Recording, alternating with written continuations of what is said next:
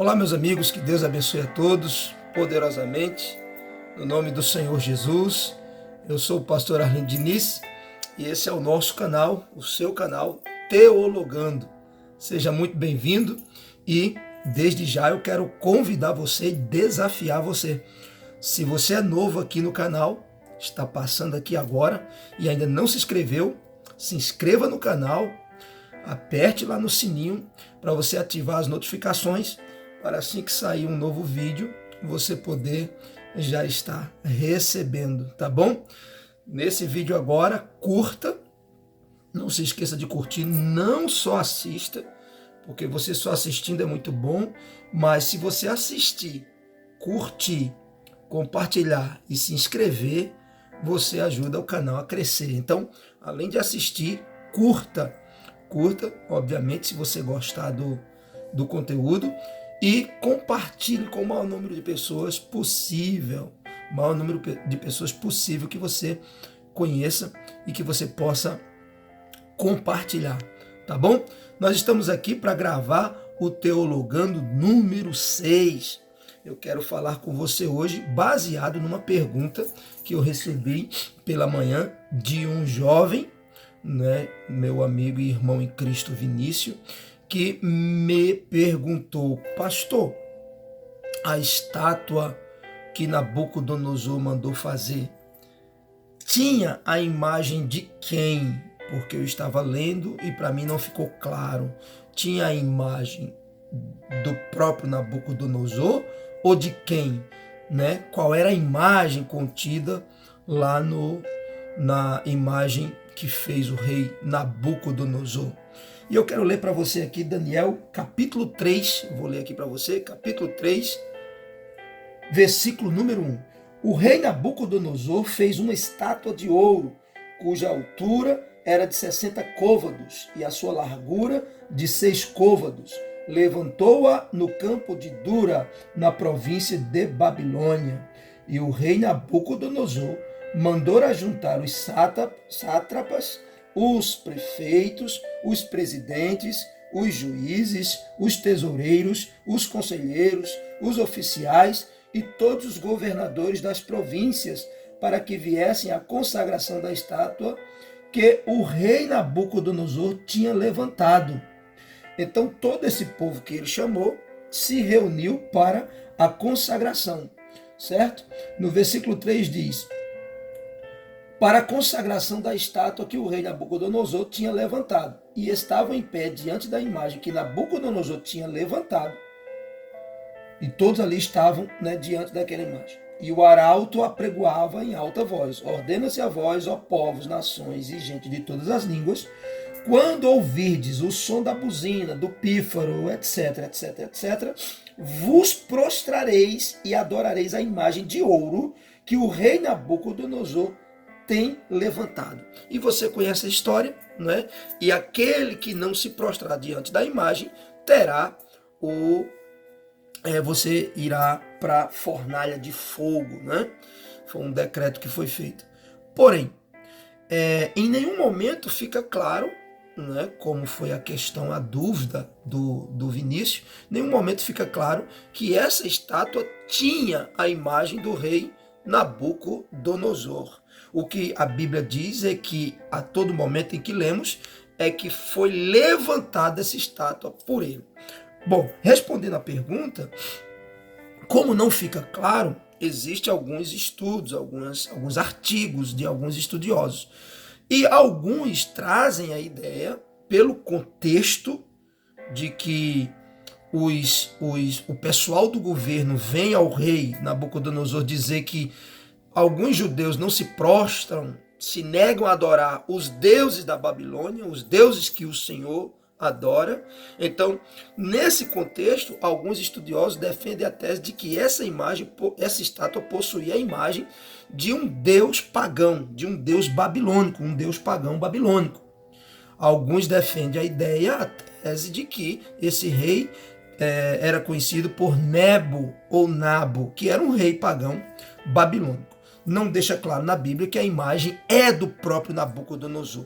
Possivelmente, né, eu acredito que pelo contexto era a imagem de um deus pagão, de quem ele era devoto, a quem ele adorava. E, por imposição, fazia com que os outros adorassem também aos seus deuses, inclusive a esse da imagem, possivelmente um deus principal dentre os deuses babilônicos. Ok? Então aí é a resposta para o Vinícius, para quem mais de repente tinha essa dúvida. Porém, aproveitando essa deixa, né, da pergunta do Vinícius, eu queria me atrelar também nesse teologando aqui, teologar sobre o sonho que está no capítulo 2, que tem a ver com uma estátua, com uma imagem, né?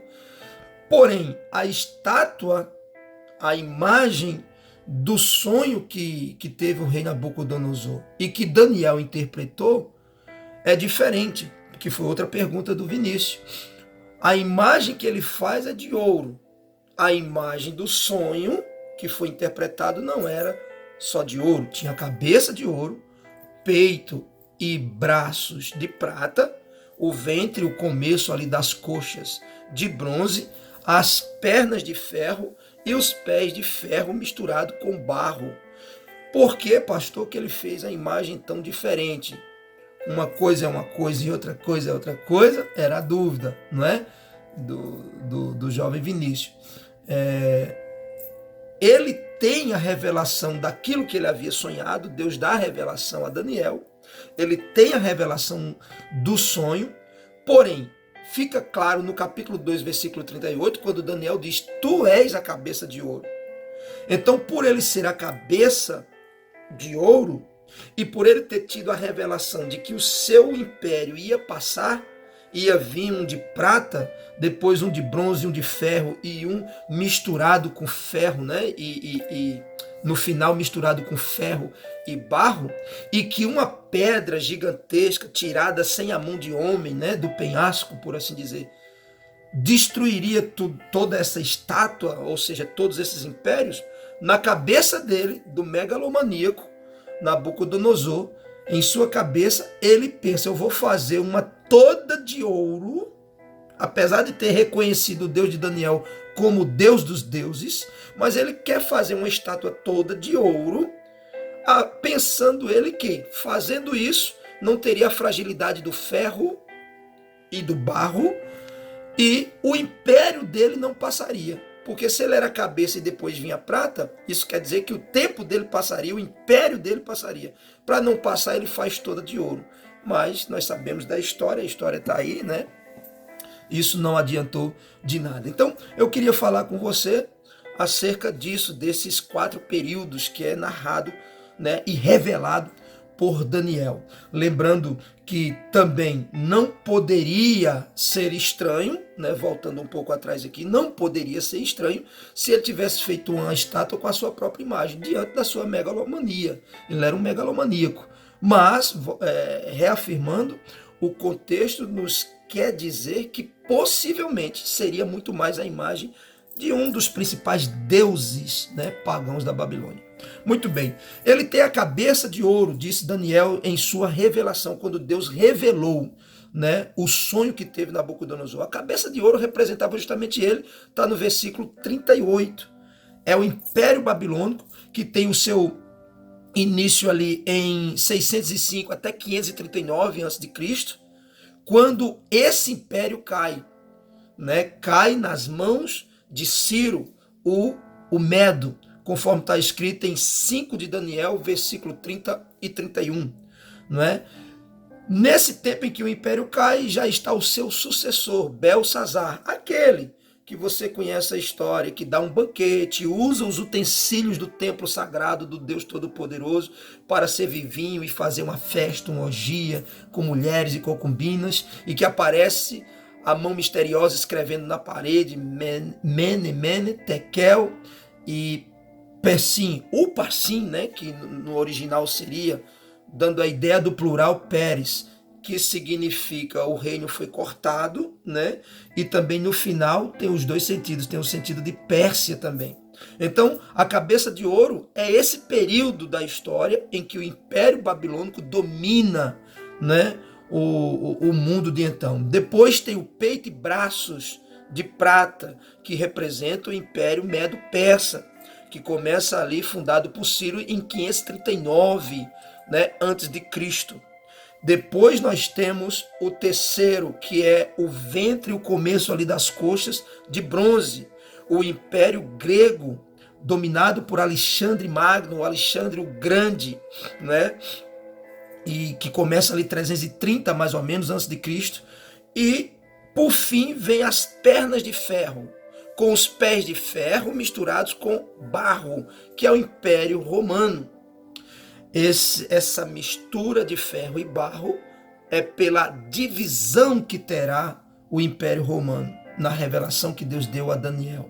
Ele será dividido. E realmente você sabe da história, teve uma divisão de um Império Ocidental, de um Império Oriental, que foi o último a ruir, a cair, em 1400, né? Em 1453, quando o Império Otomano domina e toma e derruba o Império Romano naquele então. Então, enfim, isso narra 4 períodos. Esses metais diferentes e misturado com barro narram 4 períodos. E por fim ele tem a revelação de que a pedra é tirada sem a ajuda do homem, sem mão humana. Isso indica a maneira sobrenatural com que vem essa pedra. Ela rola e ela destrói toda essa estátua, que aponta para o Senhor Jesus Cristo e o seu reino milenar. Ele diz que essa pedra é um reino que vai durar eternamente e tomar toda a terra. Isso acontecerá com a volta do Senhor Jesus para reinar por 1000 anos no reino milenar do Senhor Jesus Cristo. Ok? Então, assim, eu espero com esse vídeo, com o Teologando número 6, ter contribuído mais para o seu crescimento no conhecimento. Tá bom? Que Deus abençoe. Quero agradecer aqui as perguntas ao Vinícius e que Deus abençoe a todos. Espero ter podido contribuir, trazendo mais algum esclarecimento para a sua vida, em nome do Senhor Jesus, tá bom? Forte abraço e até o próximo Teologando em nome do Senhor Jesus.